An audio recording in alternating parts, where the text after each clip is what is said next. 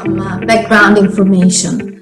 The focus will be on catalytic devices used to contain NOx emissions. NOx, we well know, is a family of gaseous pollutants where the relative ratio between the nitrogen and oxygen can change. The main components for this group are NO, NO2, and N2O. Each one of them shows different negative effects, and both on the environment and on human health. So typical examples are related with respiratory and circulatory problems, ozone and photochemical smoke formation, and greenhouse effects specifically for N2O. Let's try to reduce this.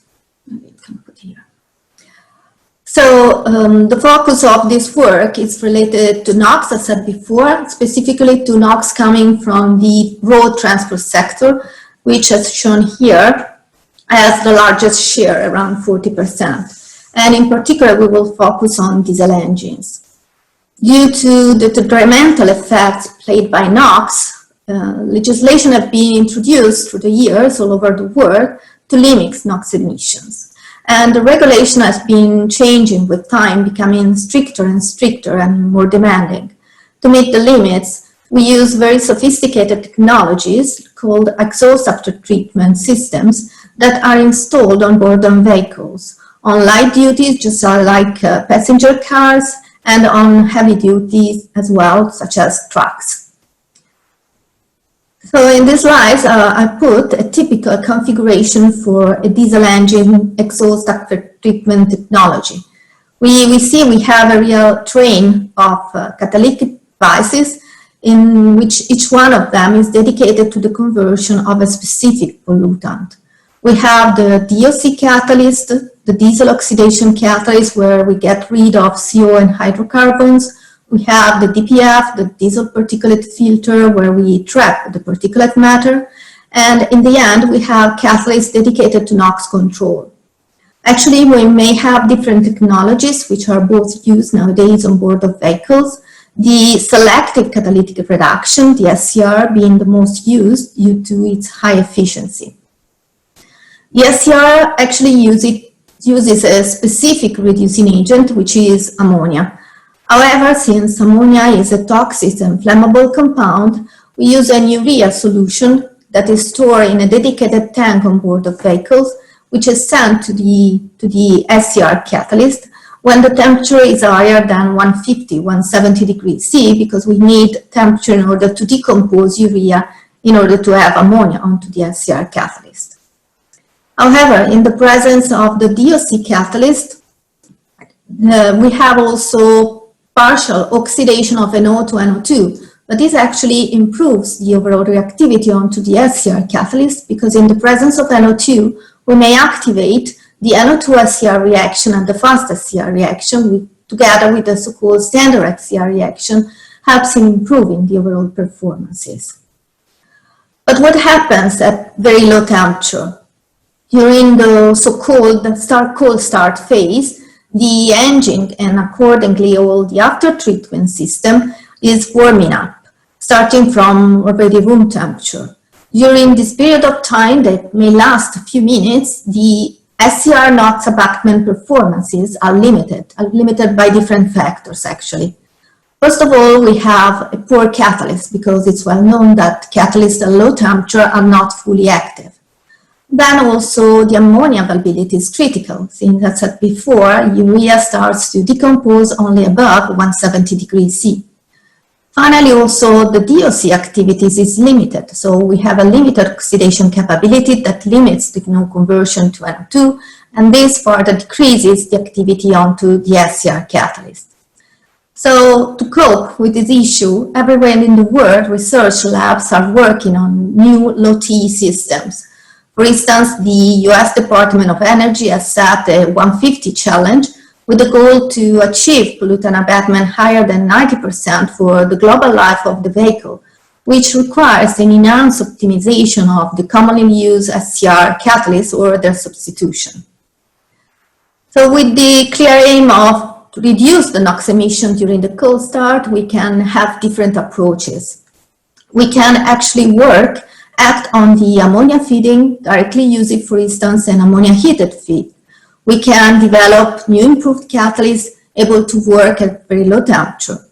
Or we can try also to minimize the time before the SCR light off.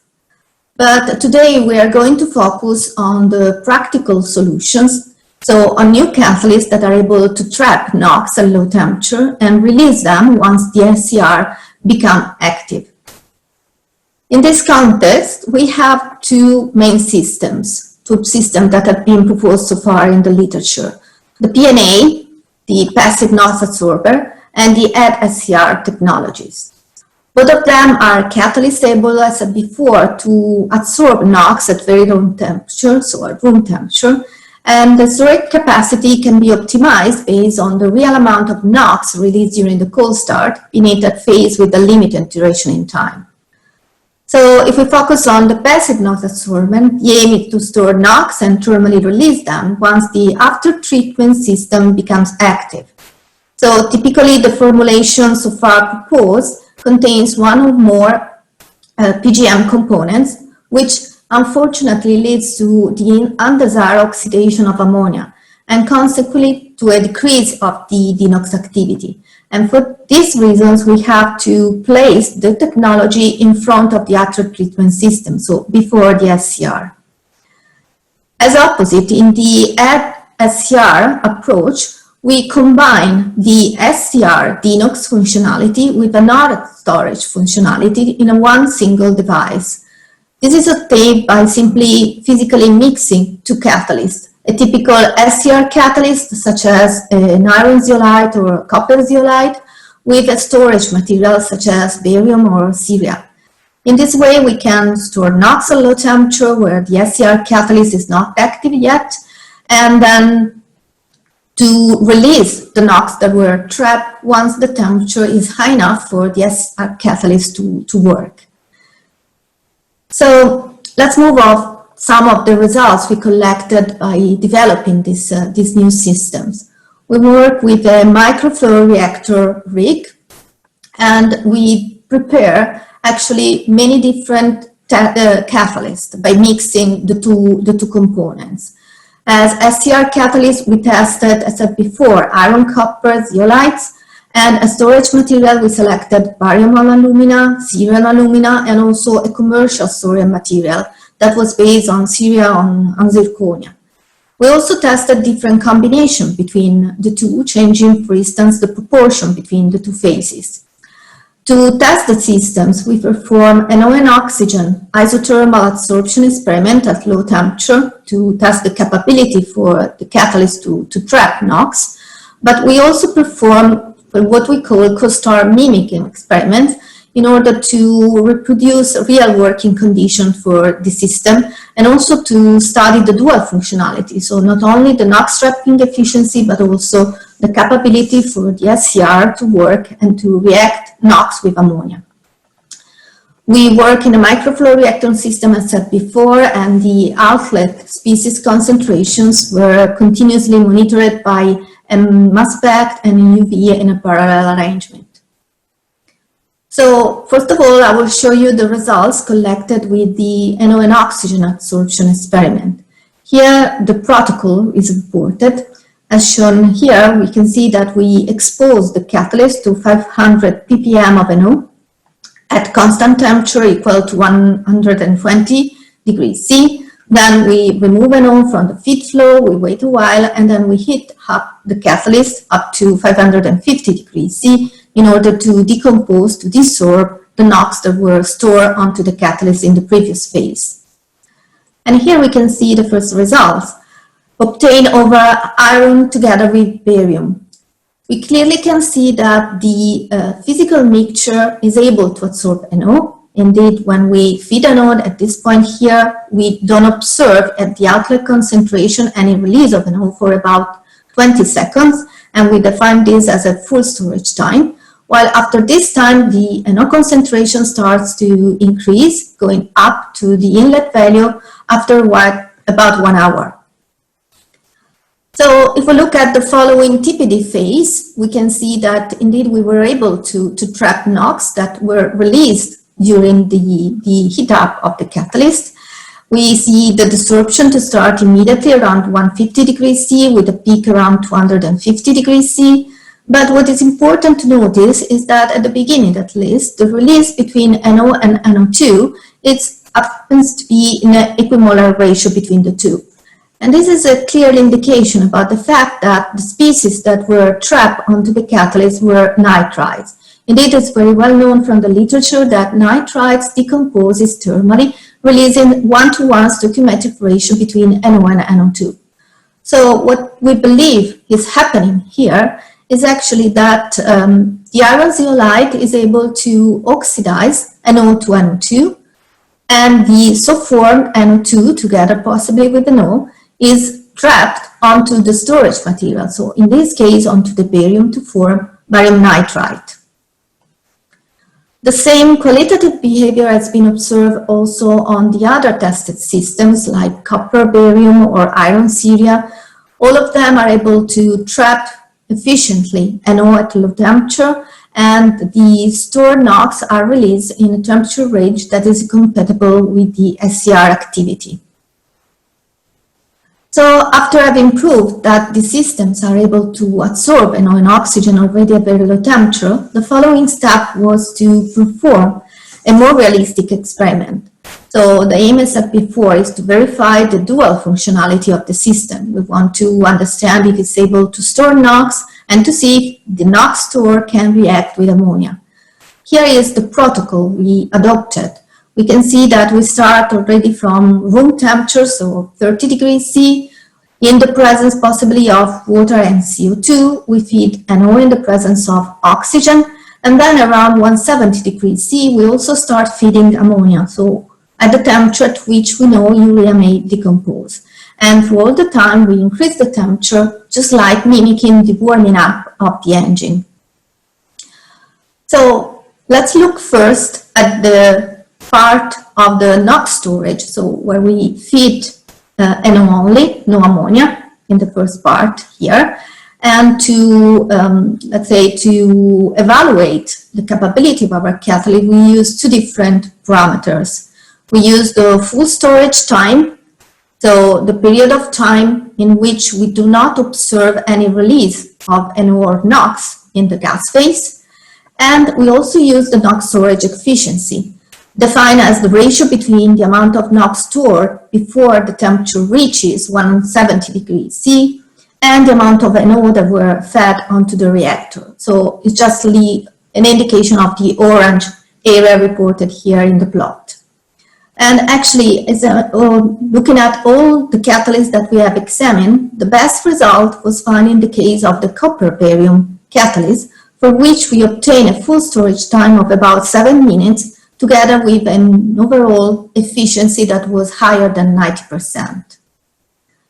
The same test has been performed on all the catalysts I've shown before, so on a variety of storage material and SCR catalysts and their combination.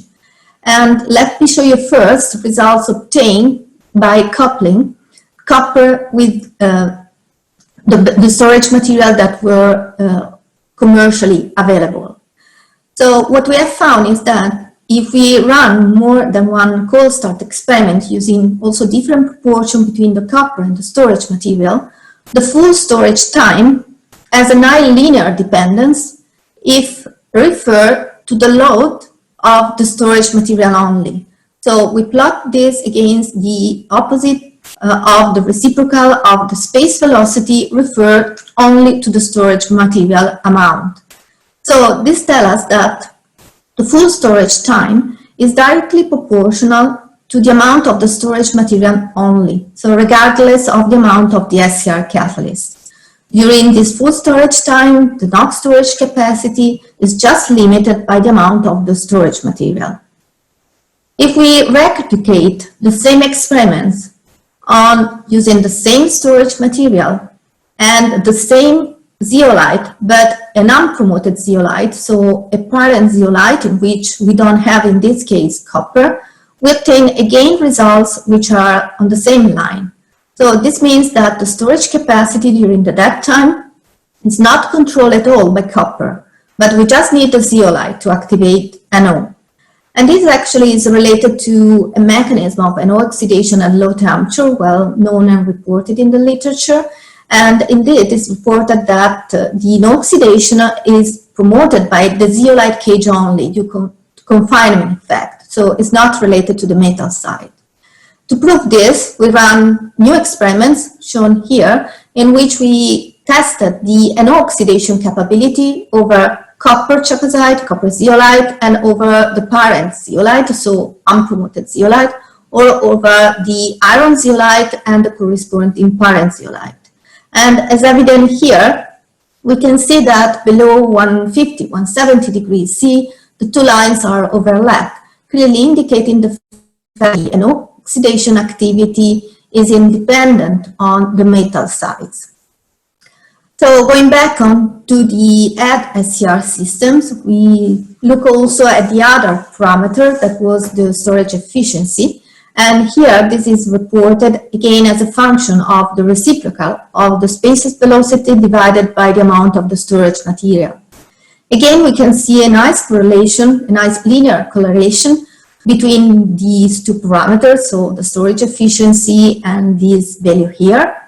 But, and we can see actually that in this case, we also have a dependence on the amount of copper. So the storage efficiency increasing by increasing the amount of copper inside the zeolite cage. And this may be explained, remembering that in this case, we look at data that were collected over also above 170 degrees C. So as shown before, above this temperature, actually also the catalytic pathway, the metal catalytic pathway, become active, and that's why we have to take into account also the effect of copper. The same linear correlation that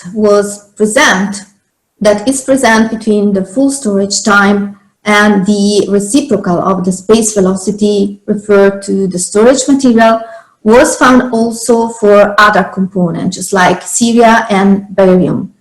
However, we get for each material a similar correlation, but with a different slope. So actually the slope is proportional to the storage capacity of the storage material. And in our case, what was found was that barium and ceria are significantly better than the commercial storage material that was tested. We then look also at the effect of co-feeding CO2 and water, as always present, of course, under real conditions.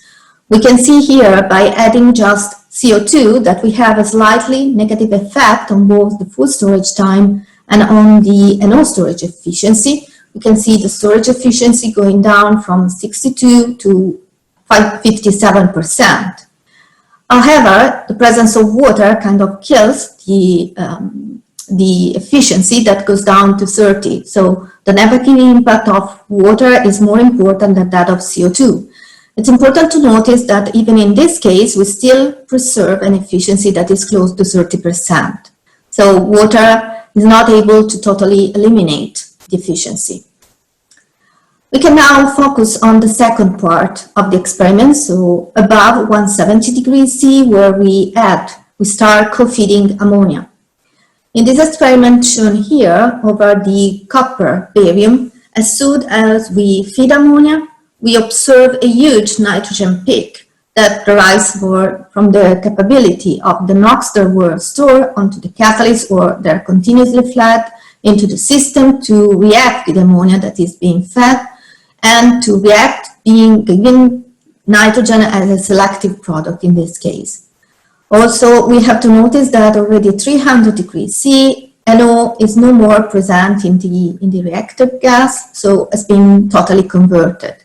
And this behavior clearly confirms the dual functionality of the AdSCR systems. We store NOx at the beginning, and then when we have ability of ammonia into the system, we can remove them by reacting them with the ammonia. So to summarize, what we have demonstrated is that the AdSCR system can adsorb NO and oxygen at very low temperature, and this is done mostly in the form of nitrides. We have also proved the dual functionality of these systems. NOx can be adsorbed, but then can be effectively reduced by ammonia directly on one single device. Both the full storage time and the NO absorption efficiency can be maximized, can be tailored actually, up to high levels by adopting a storage material with a high storage capacity, or by incrementing the load of the storage material, or by increasing the load of the zeolite component as well. We observe production of nitrogen in the presence of ammonia preadsorbed onto the catalyst, but also by feeding ammonia onto this AdSCR system. The greatest performances in the cold start mimicking experiments were reached co-feeding ammonia at room temperature, and the results are possibly good enough to guarantee a further development up to the commercial scale. I would like first to acknowledge actually Daimler, Mercedes-Benz, that developed the concept with us and financed all the work that we have been doing. And I would also like to thank you for your kind attention.